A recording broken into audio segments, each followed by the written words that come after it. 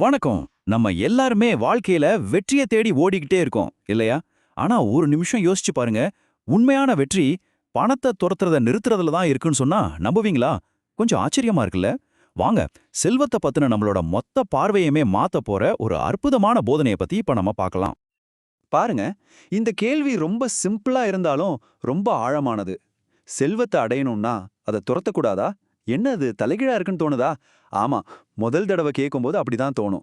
ஆனா நம்புங்க, இந்த ஒரு வரியில நம்ம வாழ்க்கை முறையே மாத்தக்கூடிய ஒரு பெரிய தத்துவம் ஒளிஞ்சிருக்கு. அது என்னன்னு தான் நாம இப்ப பார்க்க போறோம். சரி, முதல்ல நாம எல்லாருமே இருக்கிற ஒரு இடத்துல இருந்து ஆரம்பிக்கலாம். அதுதான் இந்த உலகளாவிய தேடல். அதாவது நம்மளோட முடிவே இல்லாத ஓட்டம். இன்னைக்கு நம்மள சுத்தி பாருங்க. எல்லாரும் எதுக்கு ஓடுறாங்க? பணம், சொத்து, ஒரு நல்ல பொசிஷன். இதுக்கு பின்னாடி ஒரு இடைவிடாத ஓட்டம். இதுதான் நார்மல் வாழ்க்கைன்னு நாமளே முடிவு பண்ணிட்டோம் இல்லையா? ஆனா ஒரு ஞானி இதுக்கு ஒரு மாற்று வழி இருக்குன்னு சொல்றாரு. ஒரு ஆச்சரியமான ஒரு வழிகாட்டுதல். நம்ம பார்க்க போற இந்த விஷயம் ஒரு ஆன்மீக சொற்பொழிவுல இருந்து வந்தது.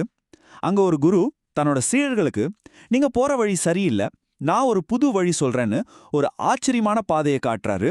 அது என்ன பாதை? வாங்க பார்க்கலாம். இந்த போதனையோட இதயமே ரெண்டே ரெண்டு வார்த்தைகள்ல அடங்கியிருக்கு. ஒன்னு பணம், அதாவது நம்ம துரத்திக்கிட்டு இருக்கிற மெட்டீரியல் வெல்த்.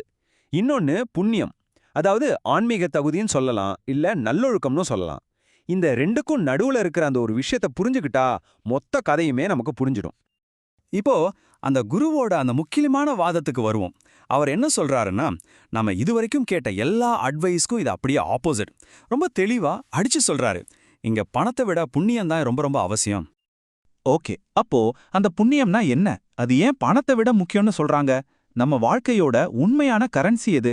வாங்க இந்த புண்ணியத்தோட சக்தியை பத்தி கொஞ்சம் ஆழமா புரிஞ்சுக்கலாம். பாருங்க, இந்த போதனைப்படி புண்ணியம்ங்கிறது சும்மா ஒரு நல்ல குணம் மட்டும் இல்ல. அது ஒரு விதமான ஆன்மீக கரன்சி மாதிரி. நாம செய்யற நல்ல காரியங்கள், நம்மளோட நேர்மையான நடத்தை, மத்தவங்களுக்கு நல்லது சொல்லி கொடுக்கறது, இது மூலமா நாம இந்த கரன்சியை சம்பாதிக்கிறோம். இதுதான் உண்மையான செல்வத்தை நம்ம பக்கம் இழுக்கிறதுக்கான முதல் ஸ்டெப். அந்த சொற்பொழிவுல ஒரு முக்கியமான கட்டம் வருது. குரு அங்க இருக்கிற எல்லாரையும் பார்த்து ஒரு கேள்வி கேட்கிறாரு. ரொம்ப சிம்பிளான கேள்விதான். நம்ம வாழ்க்கையில எதுக்கு முன்னுரிமை கொடுக்கணும்னு யோசிச்சு பாருங்க.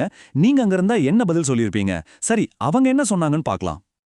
ஒரே ஒரு குரல் தான் அங்க கேட்டுச்சு. எல்லாரும் சேர்ந்து சொன்ன பதில் புண்ணியம். இது சும்மா ஏதோ கேள்விக்கு பதில் சொன்ன மாதிரி இல்ல. அந்த கொள்கை அவங்களோட வாழ்க்கையில எவ்ளோ ஆழமா வேரூன்றி இருக்குன்னு இது காட்டுது. அவங்களுக்கு எந்த சந்தேகமும் இல்ல. புண்ணியம் தான் ஃபர்ஸ்ட். ஓகே, இப்பதாங்க விஷயத்தோட கிளைமேக்ஸ்க்கே வரும். இது ஒரு பெரிய தலைகீழ் மாற்றம். இதுக்கப்புறம் நாம பணத்தை துரத்துறதில்ல, பணம் நம்மள துரத்த ஆரம்பிக்கும். எப்படின்னு பார்க்கலாமா? வாங்க, இந்த பெரிய ரகசியத்தை தெரிஞ்சுக்கலாம். இதுதான் நாம எல்லாருமே போயிட்டு இருக்கிற சாதாரண பாதை, அதாவது காமன் பாத். முதல்ல நாம இருக்கோம், அப்புறம் பணத்தை நோக்கி ஓட ஆரம்பிக்கிறோம், ஓடிக்கிட்டே இருக்கோம், கடைசில பணத்தை புடிக்கிறோம் இல்ல புடிக்கல. ஆனா இந்த ஓட்டத்துல பெரும்பாலும் நமக்கு கிடைக்கிறது சோர்வும் சில சமயம் ஏமாற்றமும் தான். ஆனா அந்த ஞானி காட்டுற பாதை இருக்குறே, அது டோட்டலா வேற. முதல்ல நீங்க இருக்கீங்க. ரெண்டாவதா நீங்க பணத்தை துரத்தல, அதுக்கு பதிலா புண்ணியத்தை சேகரிக்கிறீங்க. மூணாவதா என்ன நடக்குது தெரியுமா? செல்வம் உங்களை துரத்த ஆரம்பிக்குது. பாத்தீங்களா அந்த மாற்றத்தை? இதுதான் அந்த மேஜிக்.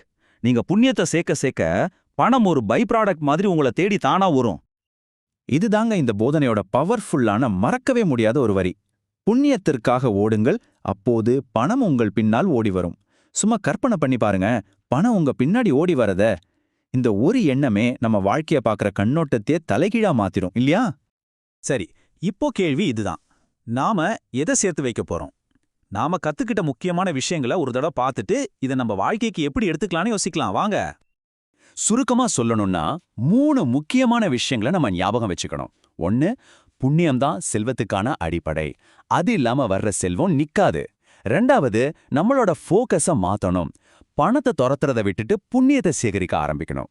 கடைசியா, ரொம்ப முக்கியமா, உண்மையான செல்வங்கிறது நாம துரத்தி பிடிக்கிற ஒரு விஷயம் இல்ல. அது நம்ம வாழ்ற ஒரு நல்ல வாழ்க்கையோட இயல்பான ஒரு விளைவு. அவ்வளவுதான். ஆக இந்த வாழ்க்கைங்கிற பெரிய ஓட்டத்துல நீங்க உண்மையில எதை சேர்த்துக்கிட்டு இருக்கீங்க? பணத்தையா இல்ல புண்ணியத்தையா? இந்த ஒரு கேள்வியோட உங்களை யோசிக்க வைக்கிறேன். உங்க வாழ்க்கையோட முன்னுரிமைகளை பத்தி ஒரு நிமிஷம் யோசிச்சு பாருங்க.